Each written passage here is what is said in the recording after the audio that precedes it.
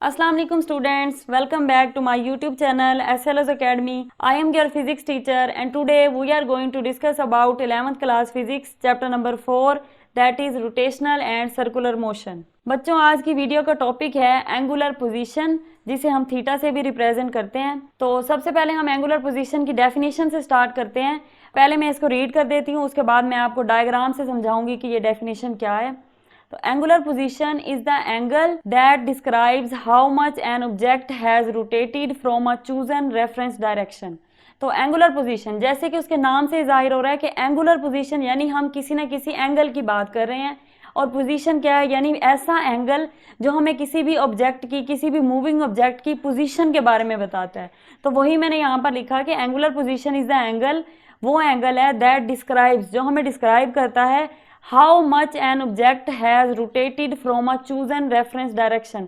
एक ऑब्जेक्ट कितना अपनी चूजन रेफरेंस डायरेक्शन से रोटेट हुआ है, कितना अपनी चूजन रेफरेंस डायरेक्शन से डिस्प्लेस हुआ है। तो सबसे पहले तो हमें पता होना चाहिए कि ये चूजन रेफरेंस डायरेक्शन है क्या। तो उसके लिए हम इस डायग्राम को देखते हैं। इस डायग्राम में आप देख सकते हैं कि हमारे पास एक सर्कुलर शेप का पाथ है, एक सर्कल है, और आपको पता है कि सर्कल का कोई ना कोई सेंटर होता है। तो यहाँ O पॉइंट के ऊपर उसका सेंटर है। अब एक ऑब्जेक्ट है जो कि यहाँ पर आपको ब्लू कलर का ऑब्जेक्ट नजर आ रहा है, ये क्या है, ये सर्कल के ऊपर मूव करेगा। तो सबसे पहले हम देख लेते हैं कि रेफरेंस पॉइंट कौन सा है। रेफरेंस पॉइंट जो है, हमने इस पॉजिटिव एक्स डायरेक्शन को रेफरेंस डायरेक्शन लिया है। जरूरी नहीं है कि हम पॉजिटिव एक्स डायरेक्शन को ही रेफरेंस डायरेक्शन लें, हम इस वाई वाली डायरेक्शन को भी ले सकते थे, इस नेगेटिव एक्स वाली को भी ले सकते थे, नेगेटिव वाई वाली को भी ले सकते थे। लेकिन यूजुअली हम ये करते हैं कि जो पॉजिटिव एक्स डायरेक्शन होती है ना, उसी को हम रेफरेंस डायरेक्शन ले लेते हैं। ठीक है, तो हमने क्या किया कि एक्स वाली को रेफरेंस डायरेक्शन ले लिया अपनी, और चूजन इसलिए क्योंकि हमने अपनी मर्जी से चूज किया, इसलिए हम उसे कह रहे हैं चूजन रेफरेंस डायरेक्शन। अब हमारे पास ये ऑब्जेक्ट है जो कि इनिशियली कहाँ पर था, इनिशियली हमारे इस रेफरेंस लाइन के ऊपर था, यानी कि इनिशियली यहाँ इस एक्स पॉइंट के ऊपर आप इमेजिन कर लें कि पड़ा हुआ था। कुछ देर के बाद ये हुआ कि ऑब्जेक्ट रोटेट करके, ये मूव करके इस पॉइंट ए पे चला गया। सही है, पहले वो एक्स पे था, फिर कुछ देर के बाद उसने रोटेट किया, मूव किया, और वो पॉइंट ए पे चला गया।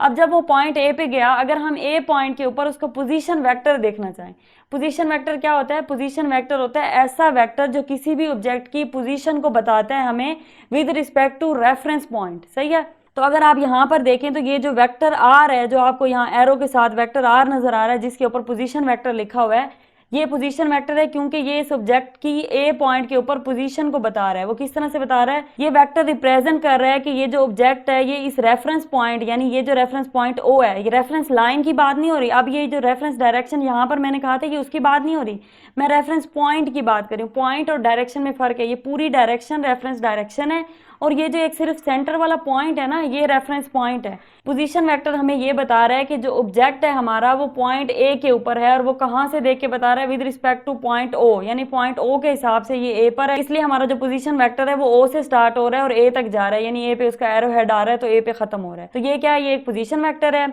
और उसके अलावा ये जो S है, ये वो डिस्टेंस है जो इस ऑब्जेक्ट ने कहाँ पर कवर किया है, पॉइंट X से लेकर पॉइंट A तक। यानी जब वो इनिशियली X पे था, उसके बाद जब वो A पे गया, तो यहाँ तक जाने के लिए उसने जितना डिस्टेंस कवर किया उसको हमने क्या नाम दे दिया? उसको हमने S का नाम दे दिया। ठीक है, तो अब आपको पता चल गया कि ये पोजीशन वेक्टर R है, ये पॉइंट है A जिसके ऊपर हमारा ऑब्जेक्ट है, उसके अलावा ये पॉइंट X है जिसपे हमारा ऑब्जेक्ट इनिशियली था, S हमारा डिस्टेंस है, और ये जो लाइन है इसको हम रेफरेंस लाइन कह रहे हैं, और इस पॉइंट O को, जो कि हमारे सर्कल का सेंटर है, इसे हम रेफरेंस पॉइंट भी कह रहे हैं। अब एक चीज रह गई है इस डायग्राम के अंदर, और अगर वो आप गौर से देखें तो मैंने आपको थीटा के बारे में नहीं बताया कि ये थीटा क्या है। तो ये जो थीटा है, ये वो एंगल है जितना ऑब्जेक्ट अपनी ओरिजिनल इनिशियल पोजीशन यानी एक्स पोजीशन से जो अपनी न्यू पोजीशन है ए पोजीशन तक जाते हुए उसने चेंज किया। सही है, वो एंगल जो ऑब्जेक्ट अपनी एक पोजीशन से दूसरी पोजीशन तक जाते हुए कवर करता है, ये वो कौन सा एंगल है? वो थीटा है। और यही जो थीटा है, यही हमारी एंगुलर पोजीशन है। यही थीटा हमें बताता है कि एक ऑब्जेक्ट की इस वक्त एंगुलर पोजीशन क्या है with respect to some reference direction जो कि हमने खुद चूज की है। क्योंकि अगर आप देखें तो ये थीटा जो है, ये हमें बता रहा है जितना ये थीटा होगा, इसका मतलब है ऑब्जेक्ट की इतनी ही डिस्प्लेसमेंट हुई है, उतनी ही पोजीशन चेंज हुई है। यानी पहले यहाँ पर था ऑब्जेक्ट, अब वो यहाँ पे चला गया, उसकी न्यू पोजीशन क्या होगी? ये वाली होगी। तो ये हमें क्या बता रहे हैं? थीटा बता रहे हैं। फॉर एग्जांपल हम इमेजिन कर लेते हैं कि ऑब्जेक्ट एक पॉइंट और आगे मूव कर जाता है। आप इमेजिन करें यहाँ पे चला गया, पॉइंट बी पे चला गया, कोई यहाँ पर एक पॉइंट है बी जहाँ पर ऑब्जेक्ट डिस्प्लेस हो गया, तो नया एंगल क्या बनेगा? अब नया एंगल जो होगा ना, क्योंकि उसका पोजीशन वेक्टर बी पॉइंट का यूं ड्रॉ होगा, और जो नया एंगल होगा वो यहाँ से उस पोजीशन वेक्टर तक होगा, तो वो नया एंगल बताएगा कि उसकी एक नई पोजीशन आ गई है।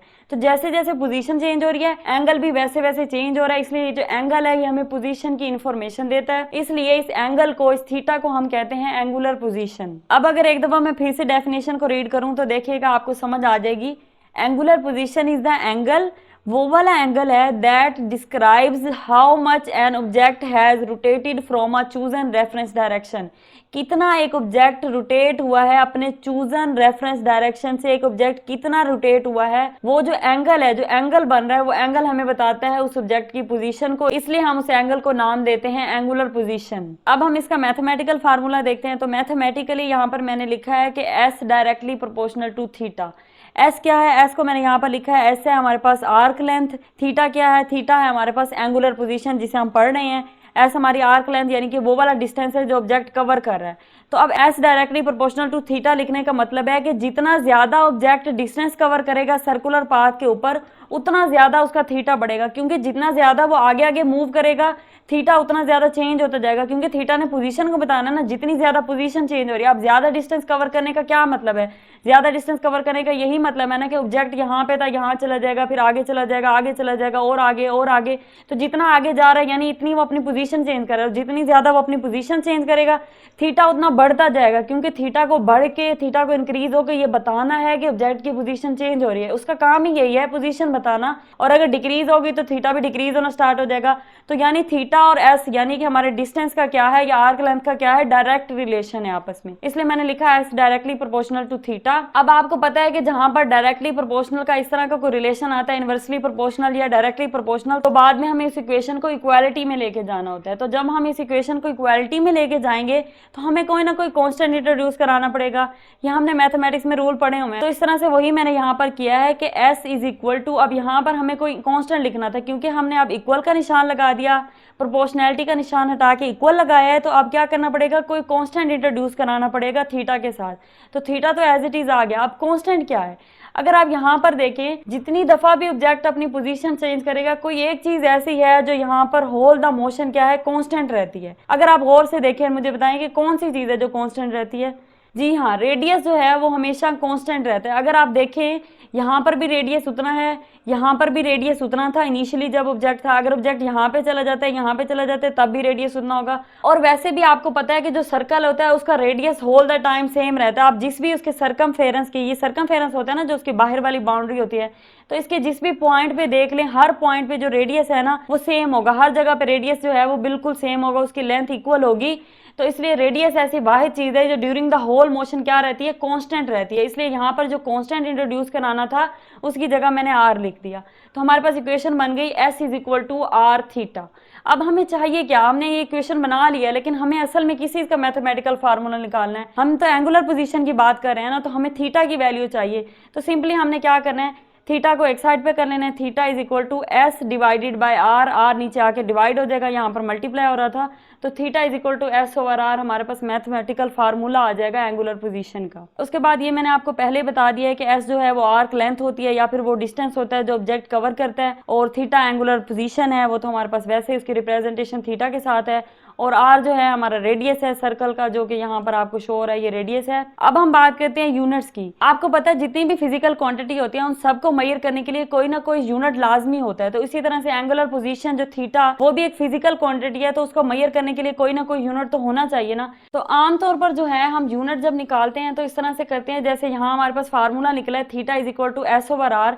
आमतौर पर हम ये करते हैं कि एस की जगह हम उसका यूनिट पुट कर देते हैं, आर की जगह उसका यूनिट पुट करते हैं, फिर आपस में जो चीजें कैंसिल होती हैं वो कैंसिल कर देते हैं। उसके बाद जो भी चीज बचती है तो वो हमारे पास थीटा का यूनिट होता है। अगर हम यहाँ पर भी ऐसे करें तो आपको पता है कि एस क्या है, एस एक डिस्टेंस है, और डिस्टेंस का क्या यूनिट होता है, मीटर। उसके बाद नीचे क्या डिवाइड हो रहा है, रेडियस, और रेडियस क्या है, रेडियस भी एक तरह की लेंथ है, फासला है। मैंने आपको पहले भी बताया था कि रेडियस, हाइट, लेंथ, डिस्टेंस, इन सब चीजों को हम मीटर में ही मेजर करते हैं। तो रेडियस का यूनिट भी मीटर होगा, ऊपर भी मीटर है नीचे भी मीटर है, मीटर मीटर से कैंसिल हो जाएगा और नो यूनिट। तो ये क्या हुआ, ये तो हमारा यूनिट ही नहीं निकला। और हम तो अभी कह रहे थे कि हम इसका यूनिट निकालेंगे क्योंकि ये फिजिकल क्वांटिटी है, इसको मेजर करने के लिए कोई ना कोई यूनिट तो होगा।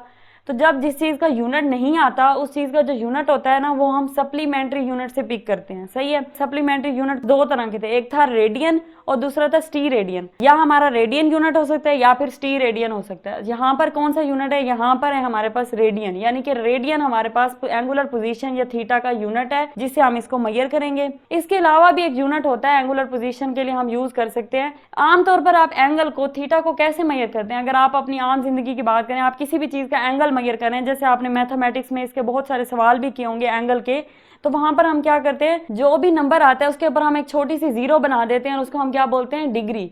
तो डिग्री भी हमारे पास एंगल का यूनिट है। तो यहाँ पर हमारे पास दो यूनिट आ जाते हैं, एक है रेडियन, दूसरा है डिग्री, जो कि हमारा कैलकुलेशन से नहीं निकला लेकिन हमने एक सप्लीमेंट्री यूनिट से लिया और दूसरा हमने अपनी नॉर्मल ऑब्जर्वेशन से देखा कि डिग्री होता है। तो ये दोनों हमारे पास क्या है, एंगुलर पोजीशन को मेजर करने के यूनिट्स हैं। एंड में मैंने एक कंक्लूडिंग पॉइंट लिखा है कि इन सब को पढ़ने के बाद हमें क्या समझ आया कि एंगुलर पोजीशन एक्चुअली क्या है।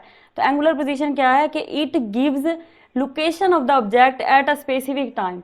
तो असल में अगर मैं सारे को समरी करूं तो एंगुलर पोजीशन ऐसा एंगल है जो हमें किसी भी ऑब्जेक्ट की लोकेशन, यानी कि वो ऑब्जेक्ट किस जगह पर है किसी भी टाइम, स्पेसिफिक टाइम में, यानी किसी भी स्पेसिफिक लम्हे में अगर हम उस ऑब्जेक्ट की लोकेशन को देखना चाहते हैं तो वो हमें कौन सी चीज बताएगी, एंगुलर पोजीशन बताएगा। और एंगुलर पोजीशन क्या है, थीटा, यानी थीटा हमें बताता है कि कोई भी ऑब्जेक्ट किसी खास टाइम में किस जगह पर है। तो ये इसकी समरी हो जाती है टॉपिक की। तो बच्चों ये था आज का हमारा छोटा सा टॉपिक। आई होप आपको टॉपिक समझ आ गया होगा, लेकिन अगर फिर भी कोई कंफ्यूजन हो तो आप कमेंट सेक्शन में लाजमी क्वेश्चन पूछ सकते हैं। Thank you so much.